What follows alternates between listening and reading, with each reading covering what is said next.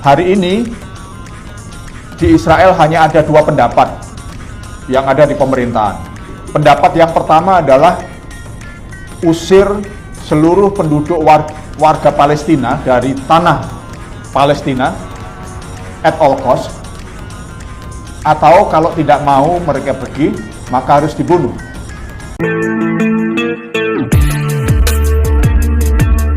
Assalamualaikum warahmatullahi wabarakatuh.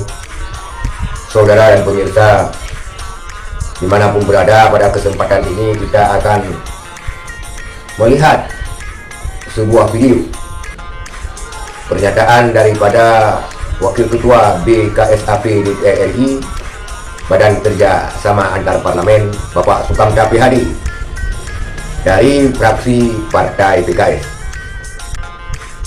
Beliau sangat mengetahui bagaimana situasi rakyat Palestina yang hidup di bawah tekanan penjajah Israel, dan juga Israel dengan Perdana Menterinya, Presidennya, Menteri-menterinya yang kadang dibanggakan oleh segelintir orang NU dan juga mungkin oleh Imam Istiqlal, terlebih buzzernya yang ada di Indonesia, Moniku dan Abu Janda. Program-program daripada pemerintah Israel terhadap genocide ataupun genocide terhadap rakyat Palestina sungguh-sungguh sangat tidak beradab alias biadab. Sebelum kita expose, kita lihat dulu video Bapak Sukamta ini. Hari ini di Israel hanya ada dua pendapat yang ada di pemerintahan. Pendapat yang pertama adalah usir seluruh penduduk warga Palestina dari tanah Palestina at all cost, atau kalau tidak mau mereka pergi maka harus dibunuh. Ini pendapat yang mayoritas dianut oleh rejim yang sekarang berkuasa, ekstrem kanan. Pendapat yang kedua adalah mereka yang mengatakan usir warga Palestina atau bunuh, tapi jangan sekaligus, harus sedikit demi sedikit. Jadi tidak ada konsesi untuk menerima itu. Maka retorika-retorika para politisi di parlemen yang ada di Knesset hari ini itu rata-rata memberikan opsi kepada Palestina itu tiga. Opsi yang pertama adalah kalian perang dengan kami sampai kalian habis. Dan itu selalu dikatakan secara terus terang baik di parlemen maupun kepada media.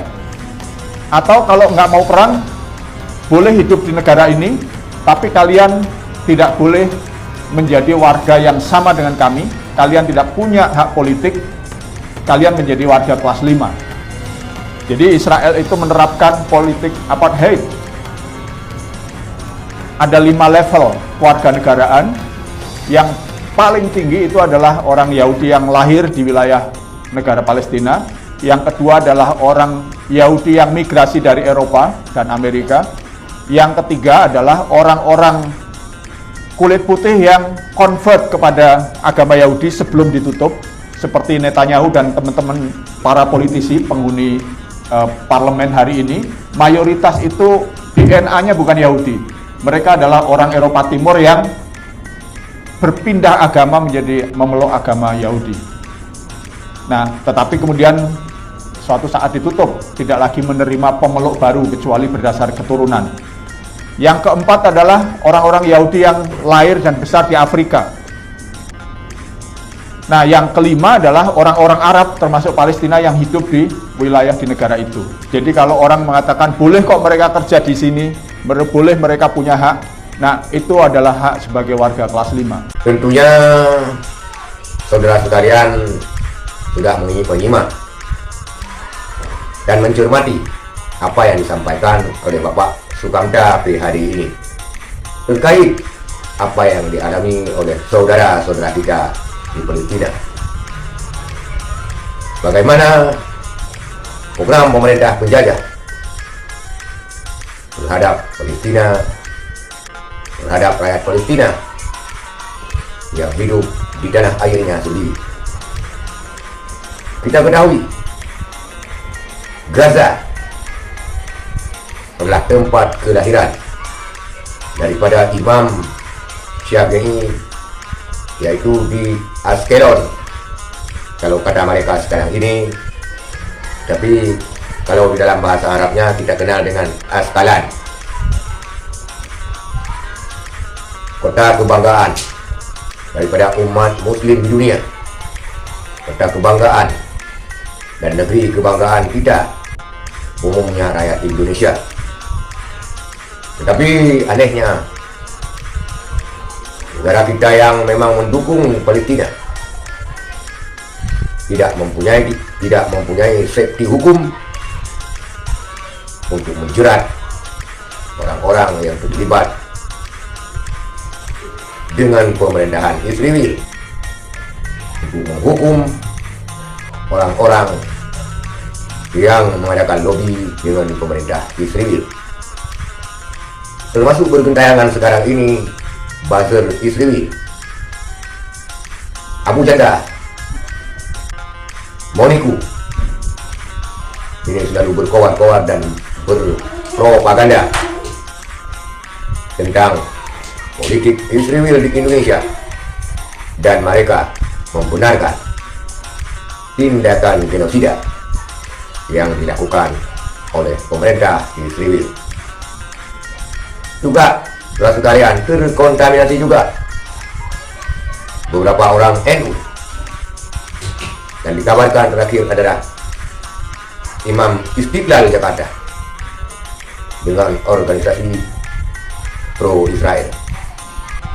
Sungguh sangat tragis orang-orang yang dipercayai oleh kaum muslimin di Indonesia ternyata tidak mempunyai mata hati, tidak mempunyai ulil albab, dan tidak mempunyai ulil absar, walaupun mereka sudah diiyakan oleh seluruh rakyat Indonesia. Saudara sekalian, kita tidak dapat berbuat banyak selain mendukung saudara kita di Palestina, baik dengan doa, dengan jempol, dan dengan apapun yang kita punya, walaupun sedikit. Karena dengan jempol saja, dengan komentar saja, banyak tentara-tentara Israel yang stres akibat dihujat oleh netizen dan warganet Indonesia. Ini adalah merupakan sesuatu perjuangan yang sangat mulia, walaupun dengan komentar dan jempol sekalipun. Itulah saudara sekalian apa yang dilakukan oleh pemerintah Israel terhadap rakyat Gaza, terhadap saudara kita di Palestina, sudah diuraikan secara rinci oleh anggota DPR RI, Wakil Ketua BKSAP dari fraksi Partai PKS, Bapak Sukamta P. Hadi. Sekian, terima kasih. Wassalamualaikum warahmatullahi wabarakatuh.